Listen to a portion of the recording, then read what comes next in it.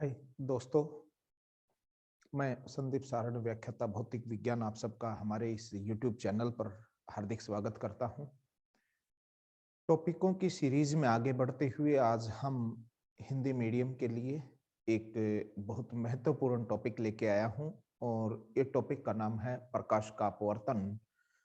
इसमें हम ये देखना चाहेंगे कि प्रकाश का अपवर्तन घटना जो है वो क्यों होती है, क्या होती है ये घटना और इसके क्या-क्या अनुप्रयोग हैं या इस घटना के उदाहरण क्या है, कहाँ पर हमें ये घटनाएं दिखाई देती हैं, क्या इसका कोई इसके पीछे का कारण क्या है। आप वीडियो पूरा देखें, आपको अच्छे से समझ में आएगा। कोई भी डाउट हो तो आप कमेंट बॉक्स में जाके आप कमेंट लिख सकते हैं, मैं सुधार करने की कोशिश करूंगा उसमें। लेकिन मेरी आपसे बिल्कुल एक रिक्वेस्ट है कि आप वीडियो पूरा देखें, उसके बाद ही आप ये समझ पाएंगे कि वास्तव में टॉपिक है क्या। मैं मेरी तरफ से 100% कोशिश करूंगा कि आपके लेवल पे जाके आपको समझाने की कोशिश करूं। तो चलिए हम शुरू करते हैं। हमारा जो टॉपिक है अपवर्तन। अपवर्तन क्या है? एक प्रकाश की घटना है।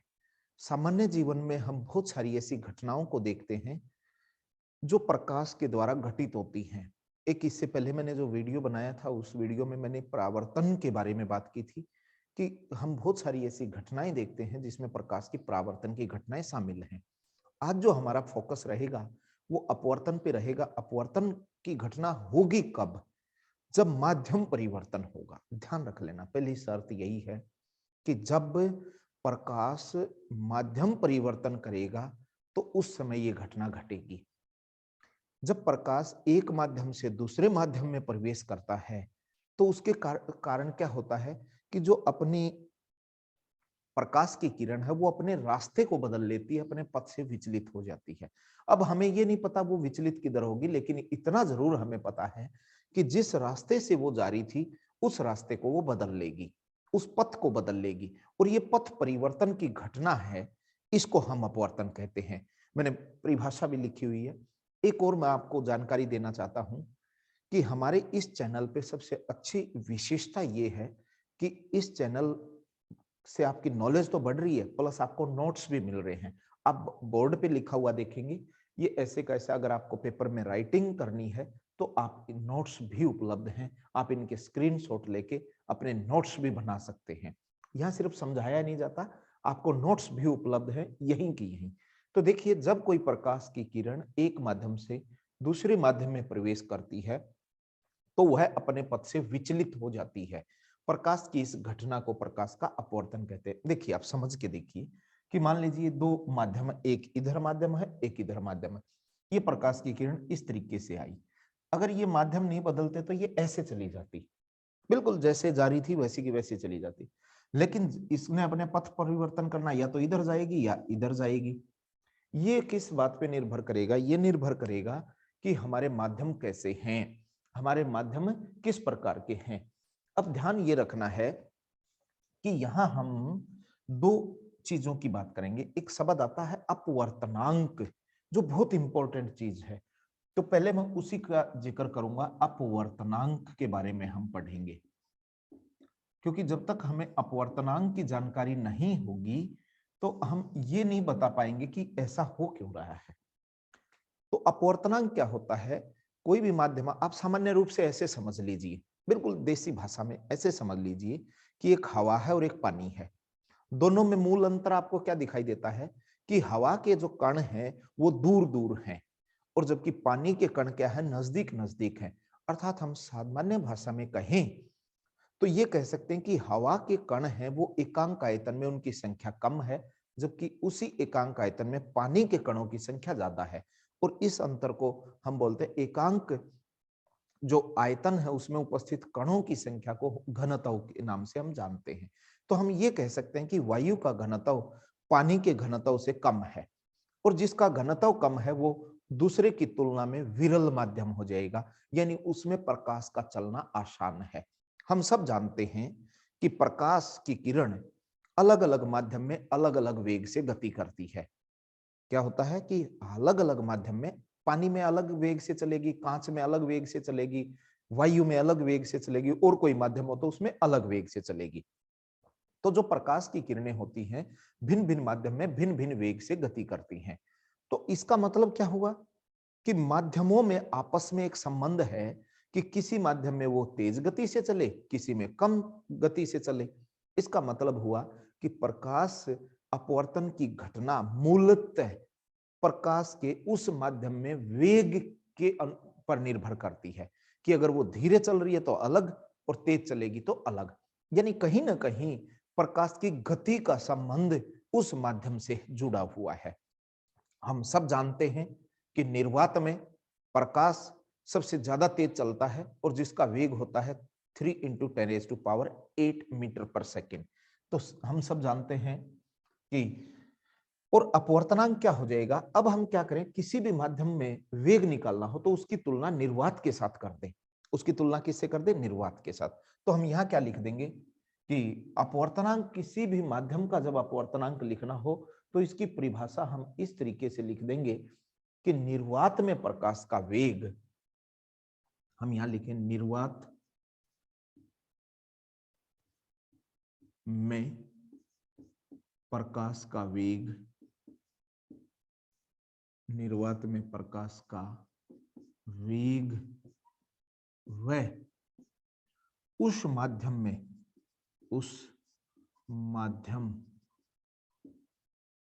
में प्रकाश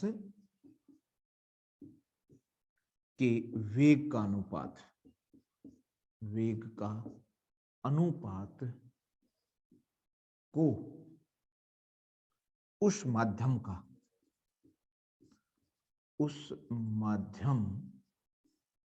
का अपवर्तनांक कहते हैं। क्या कह देंगे? अपवर्तनांक कहते हैं। अब हमें यहां से पता लग गया कि अपवर्तनांक जो है ऊपर तो आएगा निर्वात में प्रकाश का वेग, निर्वात में प्रकाश का वेग और नीचे आ जाएगा माध्यम में प्रकाश का वेग, माध्यम में प्रकाश का वेग। ये आपका सूत्र हो गया।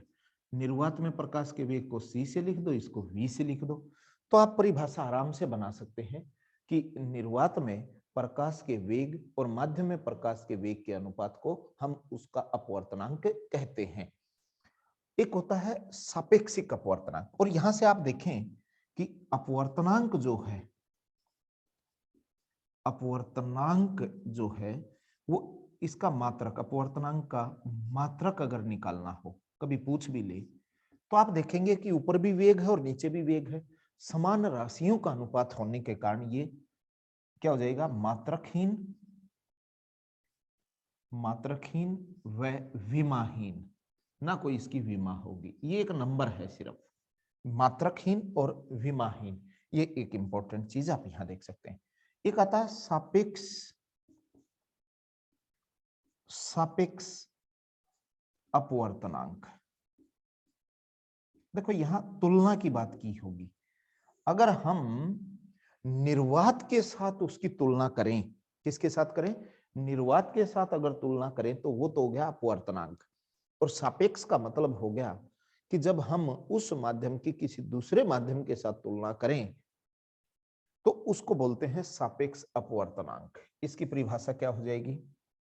देखिए, किसी एक माध्यम का अपवर्तनांक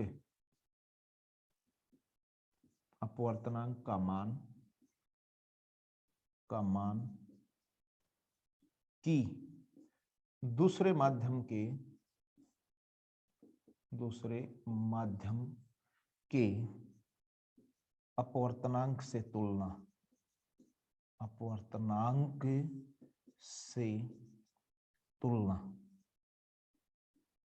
क्या कहलाता है? हमारा सापेक्ष अपवर्तनांक। और इसकी अगर प्रॉपर परिभाषा लिखनी हो तो हम ये कह सकते हैं कि उनके वेग का अनुपात भी मान सकते हैं हम।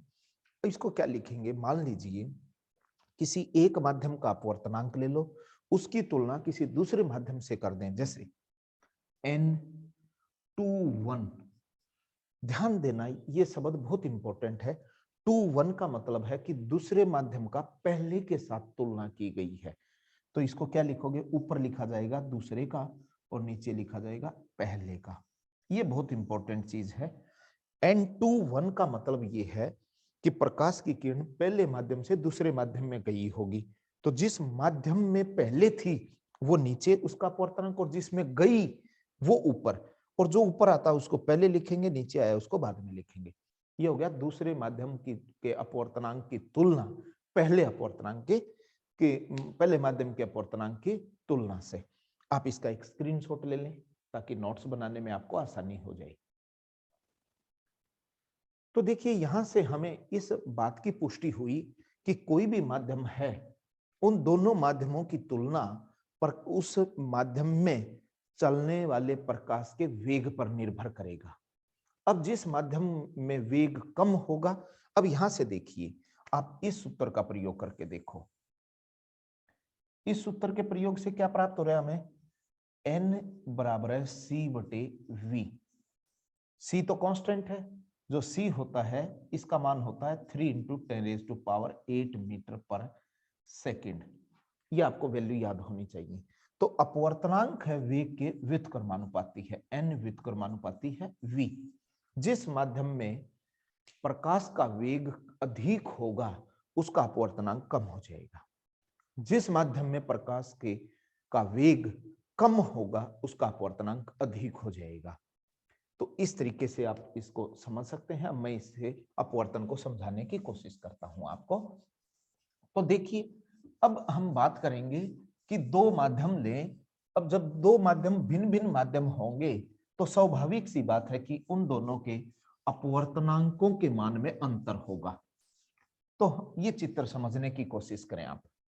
ये चित्र हमने लिया कि x x डैश जो है ये अंतर पृष्ठ है जो दो माध्यमों को अलग अलग करता है। एक माध्यम ऊपर है, एक माध्यम नीचे है। अब ऊपर वाला माध्यम का अपवर्तनांक n1 है और नीचे वाले माध्यम दूसरे माध्यम का अपवर्तनांक n2 है। हम यहाँ स्थिति डाल देते हैं कि n2 का मान n1 से बड़ा है। इससे ये पता लगता है कि पहला माध्यम है ये विरल माध्यम है, क्योंकि इसका अपवर्तनांक कम है तो विरल है, और ये कौन सा हो गया, सघन माध्यम है। तो ये n डैश से हमने एक अभिलंब डाला है, और ये जो प्रकाश की किरण आई है इसको बोलते हैं आपतित किरण। क्या नाम होता है इसका, आपतित किरण, आने वाली किरण है। और ये जो बाहर निकल के गई है इसको बोलते हैं अपवर्तित किरण। तो जैसे ही आपतित किरण आई ये हमारी, इसका नाम रख दिया मैंने ए, बी और सी। बी बिंदु पे ये टकराई है। ए बी आपतित किरण जब प्रथम माध्यम विरल माध्यम से सघन माध्यम की ओर प्रवेश करेगी तो ये अभिलंब की ओर मुड़ी है। अब देखो, वास्तविक इसका पथ देखा जाए तो ऐसा था, ये जो डॉटेड लाइन है ये वास्तविक मूल पथ था, लेकिन इससे विचलित हुई है तो इधर चलेगी। इस अभिलंब के साथ आपतित किरण जो कोण बनाती है वो होता है आपतन कोण, और अपवर्तित किरण जो कोण बनाती है वो होता है अपवर्तन कोण। आर से लिख रहे हैं हम इसको। यहां से मैं दो बातें आपको बता देता हूं जो बहुत इंपॉर्टेंट चीजें हैं। नंबर 1, जब प्रकाश की किरण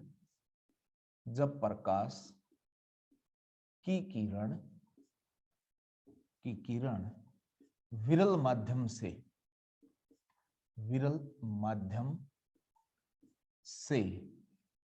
सघन माध्यम में प्रवेश करती है, सघन माध्यम में प्रवेश करती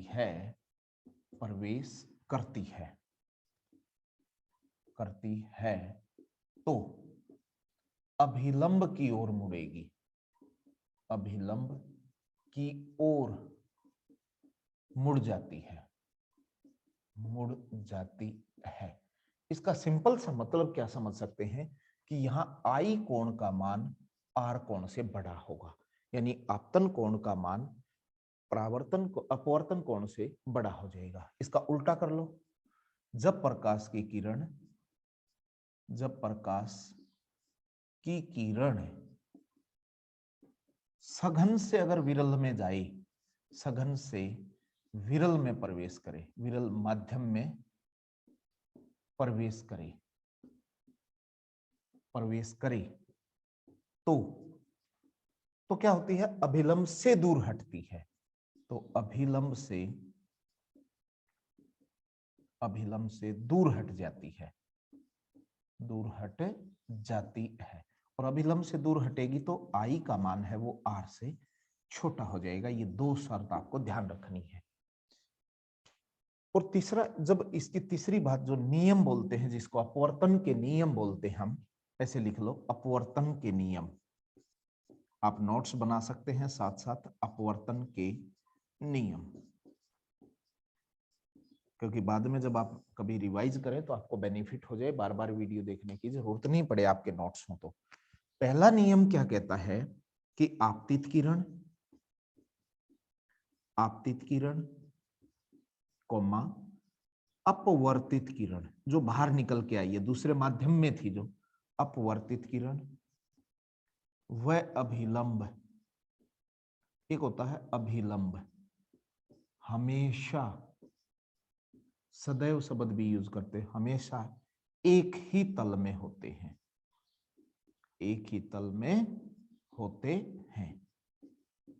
देखिए अक्सर बच्चे गलती क्या करते हैं, वो ये लिख देते हैं एक ही बिंदु पर होते हैं।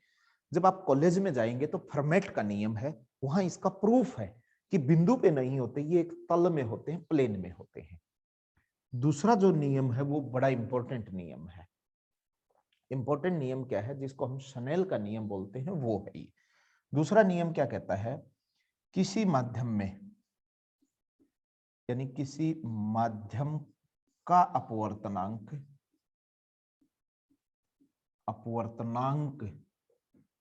वह उसी माध्यम में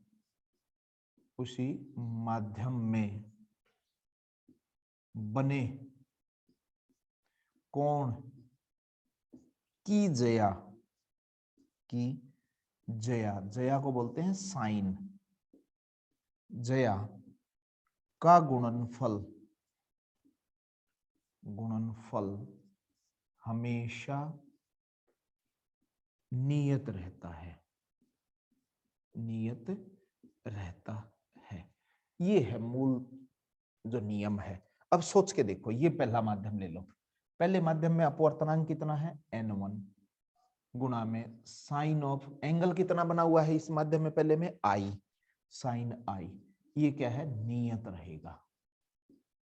इसी प्रकार दूसरे माध्यम में देखोगे तो दूसरे माध्यम में क्या हो गया, n2 अपवर्तनांक है, साइन ऑफ इसमें कोण बना r, ये भी नियत है। इन दोनों को कंपेयर करके देखो आप, क्या बन जाएगा, दोनों को जब कंपेयर करोगे तो n1 साइन i बराबर है n2 sign of r। n2 के नीचे तो n1 ले आओ और इसको इधर ले आओ, तो ये क्या बन गया, साइन i बटे साइन ऑफ r बराबर है n2 बटे n1, n2 बटे n1। इसको बोलते हैं स्नेल का नियम, स्नेल का नियम। ये दो मुख्य रूप से इसके कंडीशन है। आप इसका एक बार स्क्रीनशॉट ले लें।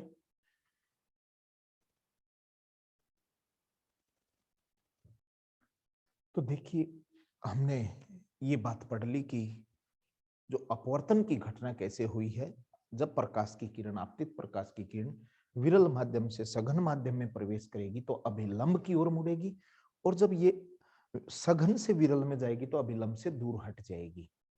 ये आपके जो घटना है, यानी मूल पथ से माध्यम परिवर्तन होने पर प्रकाश की किरण अगर अपने मूल पथ से विचलित हो जाती है तो इस घटना को अपवर्तन कहते हैं।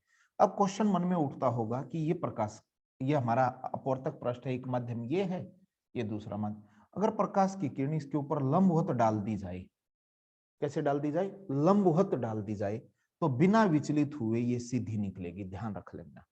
क्योंकि इस अवस्था में आई का मान 0 है तो आर का मान भी 0 हो जाएगा, बिना विचलित हुए। कई बार क्वेश्चन पूछ सकते हैं कि किसी दो माध्यमों को अलग करने वाले अंतर पृष्ठ पर प्रकाश की किरण को लंबवत डाला जाए तो प्रकाश की किरण बिना विचलित हुए सीधी निकल जाती है।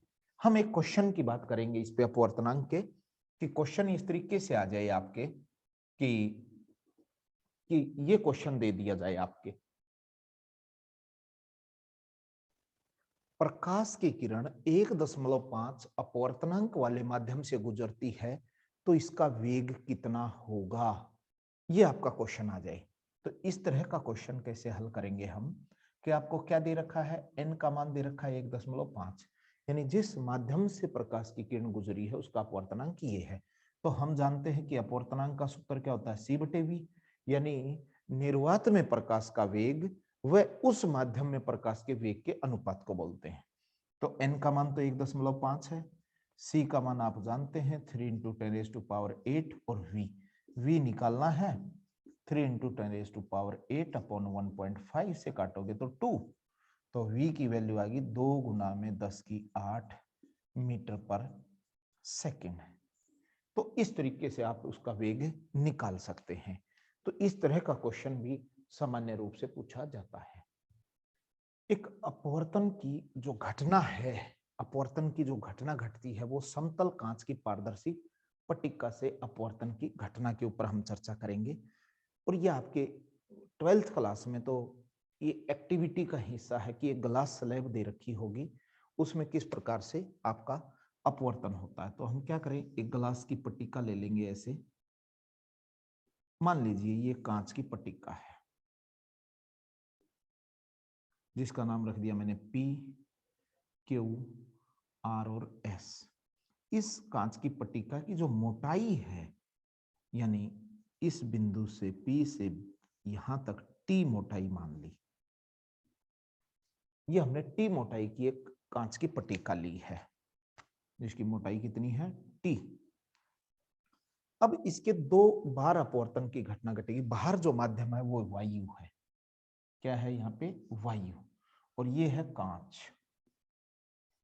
तो वायु है, इसका अपवर्तनांक n1 मान लो और कांच का अपवर्तनांक को आप n2 मान लीजिए। तो यहां क्या होगा कि प्रकाश की किरण आएगी ऐसे, यहां आप जब अभिलंब डालेंगे इस तरीके से तो आप पाएंगे कि ये अभिलंब है, इसका नाम n1 और n1 डैश रख दिया। ये जो आपकी प्रकाश की किरण है A से B बिंदु पे, ये जो कोण है ये I है, इसको बोलते हैं आपतित किरण। आपतित किरण, आप सब जानते हैं कि वायु है वो विरल माध्यम है, कांच आपका सघन माध्यम है। जब प्रकाश की किरण विरल माध्यम से सघन माध्यम में प्रवेश करती है तो अपने पथ से विचलित होगी। अगर ये कांच की पट्टिका नहीं होती तो ये ऐसे बाहर निकलती, इस तरीके से ये सीधी निकल जाती। लेकिन यहां माध्यम परिवर्तन हुआ तो इस बी बिंदु के ऊपर, इस बी बिंदु पर कौन सी घटना घटी है, अपवर्तन की घटना घटी है, और विरल से सघन माध्यम में प्रवेश किया तो प्रकाश की किरण है अभिलंब की ओर मुड़ जाएगी, ऐसे मुड़ जाएगी। ये जो कोण है आपका ये आर कोण है। कौन सा कोण हो गया, आर। अब आपने क्या किया, फिर यहां पुनः अपवर्तन की घटना घटेगी, फिर एक अभिलंब डालेंगे आप लोग यहां पे, और जब आप यहां अभिलंब डालते हैं तो आप पाएंगे कि इस तरीके का एक अभिलंब है। पुनः इस सी बिंदु के ऊपर फिर कौन सी घटना घटेगी, अपवर्तन की घटना घटेगी। अगर ये कोण आर है तो ये कोण भी आर है। जब यहां से प्रकाश की किरण दूसरे माध्यम में प्रवेश कर रही है, यानी कांच से वायु में जाएगी, सघन से विरल में जाएगी, तो अभिलंब से दूर हटना पड़ेगा, और दूर हटेगी तो ये इस तरीके से हमें निर्गत किरण प्राप्त हो जाएगी। ये आपकी निर्गत किरण है, निर्गत किरण। और आप पाएंगे ये कोण जो ई है, निर्गत कोण ई बोला मैंने जिसको, इस अवस्था में आप जब चेक करेंगे तो आई और ई के मान बराबर मिलेंगे आपको, और ये प्रकाश की किरण है इसके समानांतर रहेगी, ये ऐसे। तो इसमें क्या हुआ है कि अब हम इसको थ्योरी की फॉर्म में लिखना चाहेंगे, और थ्योरी की फॉर्म में क्या है कि जब प्रकाश की किरण है वायु से कांच में गई, कहां से गई, मैं यहां थ्योरी लिखता हूं, चित्र अनुसार, चित्र अनुसार जब प्रकाश की किरण, प्रकाश की किरण वायु से कांच की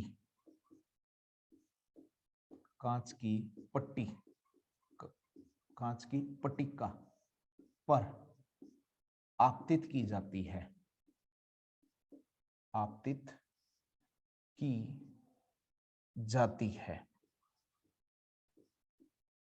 तो अपवर्तन कितनी बार हुआ है? यहाँ पे 2 बार अपवर्तन हुआ, एक इस पृष्ठ पे एक इस पृष्ठ पे, तो 2 बार अपवर्तन के पश्चात, 2 बार अपवर्तन के पश्चात निर्गत किरण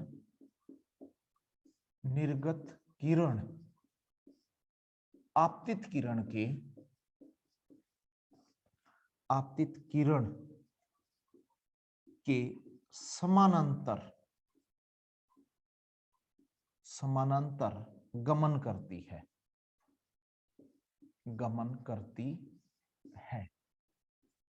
परंतु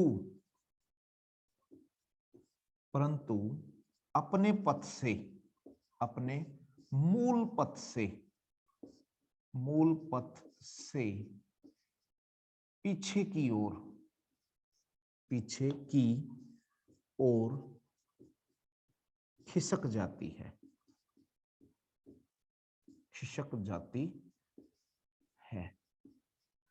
ये बात ध्यान रखनी है, रहेगी समानांतर लेकिन थोड़ी सी पीछे की तरफ खिसकगी। अतः आपतित किरण, ये अच्छी बात है इसमें, आपतित किरण व निर्गत किरण के मध्य लंबवत दूरी को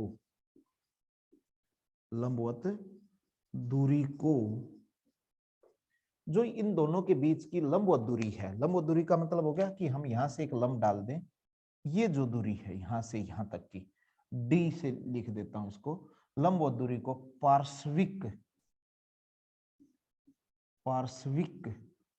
विस्थापन कहते हैं। क्या कह देंगे इसको? पार्श्विक विस्थापन कह देंगे। पार्श्विक विस्थापन क्या है कि देखा जाए तो ये ऐसे जा रही थी, जो निर्गत मिली वो इसके समानांतर तो मिली है लेकिन ये पीछे हटेगी, तो कितनी पीछे हटी है, कितना इसमें विस्थापन हुआ पीछे की ओर खिसकने का, उसको हम क्या नाम देते हैं? पार्श्विक विस्थापन कहते हैं, लेटरल शिफ्ट बोलते हैं। इसे डी द्वारा प्रदर्शित करते हैं, यहाँ डी लिख लो, पार्श्विक विस्थापन डी। डी का जो सूत्र किस पे निर्भर करेगा? एक तो इस आपतन कोण पे करेगा आई, दूसरा इस स्लैब की मोटाई, जो ये ग्लास की स्लैब है इसकी मोटाई गुणा में टी, ब्रैकेट में 1 अपॉन एन। एन क्या है यहाँ? अपवर्तनांक। ये इसको निकालने का सूत्र है। यहाँ पे आई क्या हो गया आपका?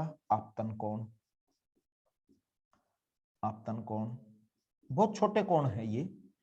टी क्या है? पट्टिका की मोटाई है,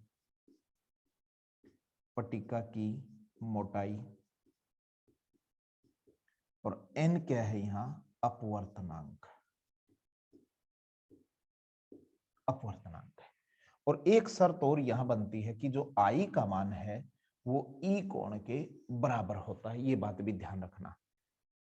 आप इसका स्क्रीनशॉट ले सकते हैं, बहुत इंपॉर्टेंट टॉपिक है ये कि लेटरल शिफ्ट यानी पार्श्विक विस्थापन को इस तरीके से हम प्रदर्शित कर सकते हैं। इसका आप स्क्रीनशॉट ले लें।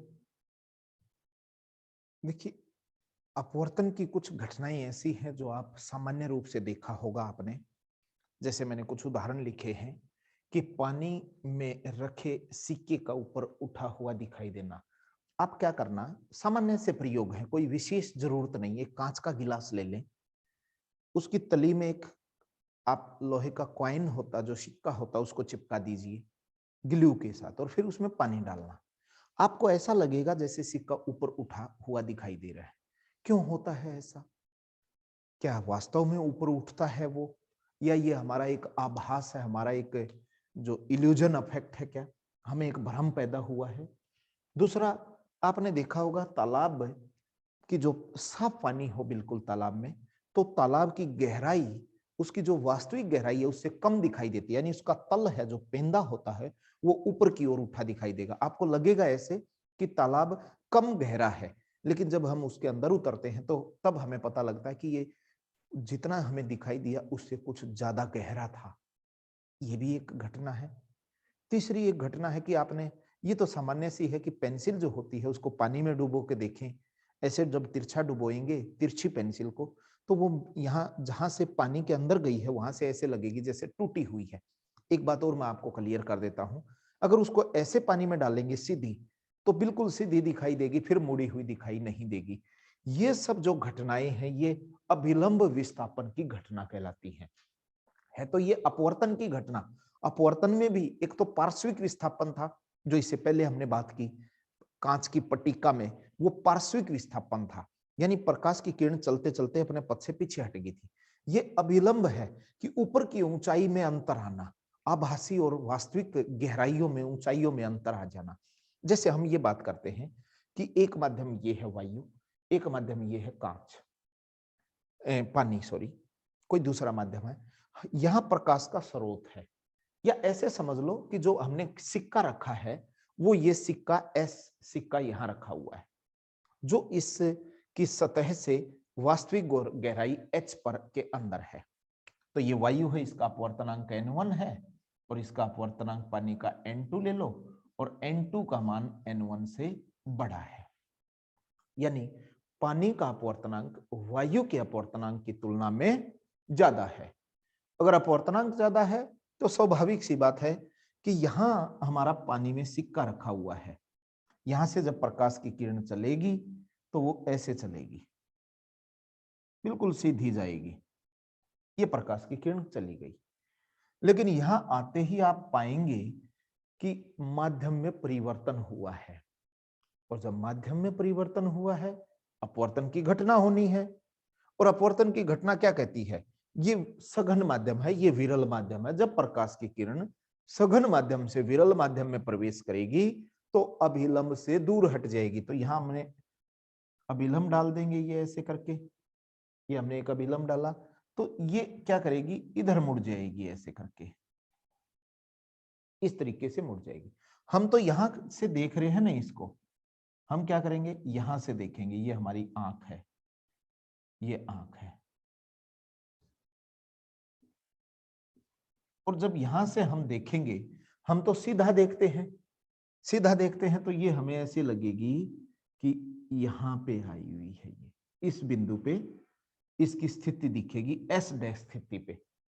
वास्तव में तो ये यहां है, लेकिन जब हम देखेंगे तो ऐसा लगेगा कि यहां है ये वस्तु, ऊपर उठी हुई दिखाई दी है। और ये यहां से एस डैश तक जो गहराई है, इसका नाम दे दिया हमने स्मॉल एच। ये है काल्पनिक गहराई, आभासी गहराई। माध्यम का अपवर्तनांक क्या है, n2। इस वायु का अपवर्तनांक क्या है, n1। तो n2 से जब n1 यानी सघन से जब विरल माध्यम में प्रकाश की किरण जाएगी तो अभिलंब से दूर हटेगी, और यहां से जब हम देखेंगे तो एस स्थिति हमें दिखाई नहीं देगी, हमें ये लगेगा कि ये वस्तु यहां चली गई, ये होगी काल्पनिक गहराई। इन तीनों की स्थिति में यही घटनाएं घटने वाली हैं। ऐसी स्थिति में संबंध क्या होता है कि जो आभासी गहराई है, आभासी गहराई h छोटा, स्मॉल h से लिखा मैंने, आभासी गहराई किसके बराबर हो जाएगी आपकी, वास्तविक गहराई, वास्तविक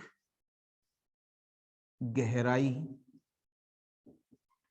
जिसको हमने कैपिटल H से लिखा, बटे हुए अपवर्तनांक, अपवर्तनांक जो हमने माध्यम लिया, और अपवर्तनांक है n। यहां n क्या है, n है n2 बटे n1, ये है अपवर्तनांक n2 बटे n1। तो इसको आप अगर समझ के देखें, h बराबर क्या हो गया, h बटे n।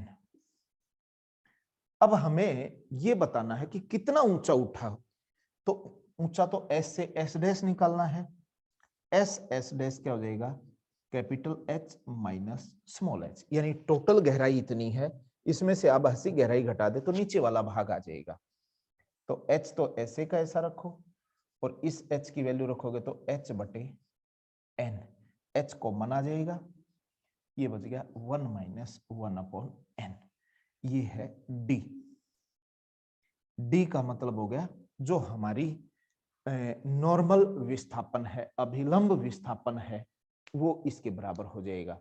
अगर इस गहराई, इस टोटल गहराई को कोई और नाम दे तो और नाम से आ जाएगा।